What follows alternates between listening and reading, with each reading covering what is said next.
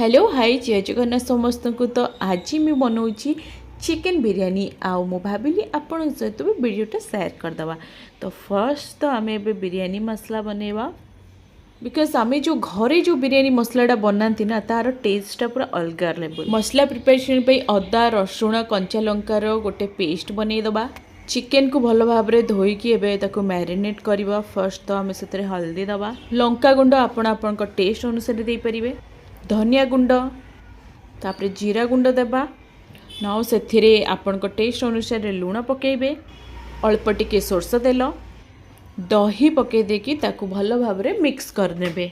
सुखा मसला और दही को भल भाव में मिक्स करेंगे। ये मन रखु आपड़ जिते भल भाव में ताकू मालिश करी मिक्स करेंगे ना तो आपण चिकेनटा से जूसी हम। नेक्स्ट से बटा होता मसला को पकई देकी पुदीना पत्र धनिया पत्र पकईकी भलसे मैरिनेट करके अध घंटा ताकू घोड़े रखीदे। आउ हाँ बिरयानी मसला भी से पकेबे। आमे बिरयानी रे आलू पकाउछु से आलू भी ये छणा चलची, बट आपण स्किप करें एटा बिल्कुल भी ऑप्शनल। आपण के इच्छा जदि आलू पकेबे नहले ना। नेक्स्ट पियाज को सरसर करी काटी नेबे, ताकू एबे छाणी नेबे जेपंत से ब्राउन कलर हो जाएनी। एबे देखो केते सुंदर ब्राउन कलर हो सारानी। ताकू एबे अलग जगह काढ़ी रखीदेबा। एबे बिरयानी राइस रो प्रिपरेशन स्टार्ट हो गला। पानी रे आपण माने गोटा गरम मसाला, नेक्स्ट पुदीना पत्र धनिया पत्र आउ घी पकईकी ताकू गोले देबे टिके। चिकेन भी आमर अध घंटा हो गलानी। पानी भी भल भाव में चिकेन छाड़ी नहीं मैरिनेट बढ़िया से हो सारानी। एबे आमे कढ़े रे तेल पकेबा, तापरे किछि पियाज पकेबा, तापरे आमे मैरिनेट करथिबा चिकेन को पकेकी भल भाव में कसिबा जेपंत चिकेन नु तेल न छाड़ी जाइछि।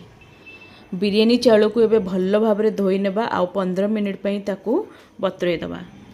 पानी एठी मस्त रे फुटी आसलानी। एबे पकेई दबा आमे चाउल सेथिरे। एठी चिकेन रू भी देखंतु मस्त भाव तेल भी छाड़ी आसलानी। नेक्स्ट के चिकेन ने बिरयानी रो अतर पके दबा ताकि स्मेलटा माने बढ़िया आसबो। राइस भी एठी हे गलानी। 80% सब बेले कुक करके ही काढ़ी नेबे, बाकी जदि 100% कर देबे तो बिरयानीटा खिला खिला हबनी, सेटा पूरा गिला गिला ही जिवो। एठी हमर चिकेन भी रेडी हो गलानी। सेथिरे आमे जो पियाज ब्रा छाणी के रखिचंती ताकू पके के टिके गळे नबा। एबे आमे दबा दम। गोटे बड़ जगह नहीं जीवे, से घी पकेबे। घी पके सारा परे आपण लेयरिंग पे चिकेन फर्स्ट दे देबे। तापरे मस्त रे राइस को पूरा भल भाव में खेले खेले देबे। तापरे से टिके फूड कलर देबे।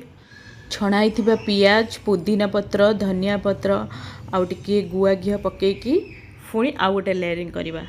एठी मु सेकेंड लेयरिंग चिकेन रो कर सालिनी। एबे आलू दउछि सेथिरे पुणी सेमती राइस देबे। से छणाई थिबा पियाज पुदीना धनिया पत्र आउ गुआ घी तापरे टिके बिरयानी मसला बस ताकू एबे दे देकी ढांकुणी को भल भाव में घोड़े देबे। एबे आमे दबा दम। अट्टा चकटिकी रखी देइथिबे, चारि साइड रे भल से अट्टा लगेई देबे। तापरे गैस ऑन करके फर्स्ट आपण बसई देबे तावा उपरे आ जो थ्रे भी आपण बिरयानी बनौथिबे से जगह को बसई देबे। आमे 20 मिनिट दम दे सैलुनी। एबे चलंतु काढ़ीबा और देखिबा बिरयानी केमती हिची।